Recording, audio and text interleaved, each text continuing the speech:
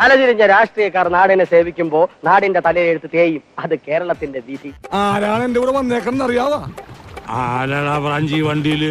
ഒരാധാര ടീമാണ്. മറ്റാരുണ്ടാ LDF അല്ലാതെ? കക്കാനും മുക്കാനും നക്കാനും മറ്റാരുണ്ട് LDF അല്ലാതെ? എന്തൊരു ഭാഷയാണത്? ഞാൻ ഒരുപാട് രാജ്യങ്ങളിൽ പോയിട്ടുണ്ടെങ്കിലും ഇത്തരത്തിലുള്ള ഭാഷ ഞാൻ ഇതുവരെ കേട്ടിട്ടില്ല. സ്വർണം കക്കാൻ ആരുണ്ട് LDF അല്ലാതെ? ജയിൽ പുള്ളികൾക്ക് ശമ്പളം കൂട്ടാൻ LDF അല്ലാത്ത ആരുണ്ട്? സമയം സംഘടന തുടങ്ങിയിട്ട് കുറച്ചു നേരമായി. ഞാൻ കുറച്ച് ലേറ്റ് ആയി പോയി. ഇനി കൂടുതൽ പരസ്യം വേണോ LDFന്? എന്തോ കുത്തി പറയുന്ന പോലെ എനിക്ക് ഫീൽ ചെയ്യുന്നുണ്ട് കേട്ടോ. കുത്തിയില്ലല്ലോ, കുത്താൻ പോണല്ലേ ഉള്ളൂ. പാർട്ടിക്കാരായ കൊലക്കേസ് പ്രതികൾക്ക് പരോള് കൊടുക്കാൻ മറ്റാരുണ്ട് LDF അല്ലാതെ? പിന്നെ അല്ലാതെ ഹെൽമറ്റ് കൊണ്ട് ജീവൻ രക്ഷിക്കാൻ മറ്റാരുണ്ട് LDF അല്ലാതെ?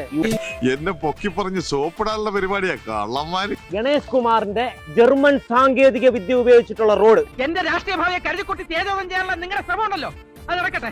തൽക്കാലം ഞാൻ ഇവിടെ പറയും. കോടിക്കണക്കിന് രൂപ മുടക്കി ജർമ്മനിയിൽ നിന്നൊക്കെ കുറെ വാഴക്ക കൊണ്ടുവന്നിട്ട് റോഡ് ഉണ്ടാക്കി. പക്ഷെ റോഡിന് പകരം ഇപ്പൊ വെള്ളമാണ്. ഞങ്ങളൊന്നും കാണുന്നുമില്ല, കേൾക്കുന്നുമില്ല. ഞങ്ങൾ ബധിരനും മൂകനുമാണ്. എന്നിട്ട് ഇവിടെ പുരോഗമനം, മറ്റേത് മറിച്ചതെന്ന് പറഞ്ഞ് വോട്ട് പിടിക്കുന്നു.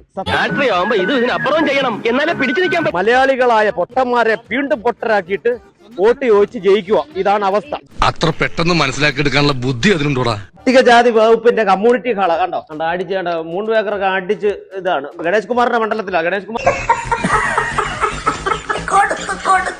ഗണേശന്റെ കുറ്റം പറയുമല്ല, ഗണേശല്ല അടിച്ചത്. ഞാൻ ജനിച്ചു വളർന്ന മണ്ണാണ്, ഇവിടുത്തെ ആൾക്കാരെ അറിയാം, അങ്ങനെ എങ്ങനെയാന്ന്. അങ്ങനെ ഡയലോഗും താളവും വിട്ടാ പോരാ. അങ്ങനെ അടിച്ച് വെള്ളമടിക്കാൻ പറ്റിയ ഏറ്റവും പറ്റിയ സൗകര്യമായിട്ടുള്ള സ്ഥലമാണ് നമ്മുടെ പട്ടികജാതി വികസന വകുപ്പ് കമ്മ്യൂണിറ്റി ഹാൾ കടക്കാമണ്ണ്. യവൻ പുലിയാണ് കേട്ടാ. പുലി എന്ന് പറഞ്ഞാ വെറും പുലിയല്ല, ഒരു സിംഹം. കുടിവെള്ളം എന്നുള്ള പേരില് സാമാനം ഉണ്ടാക്കിയിട്ടേക്കോ നമ്മളെ മൂഞ്ചിക്കാൻ വേണ്ടി.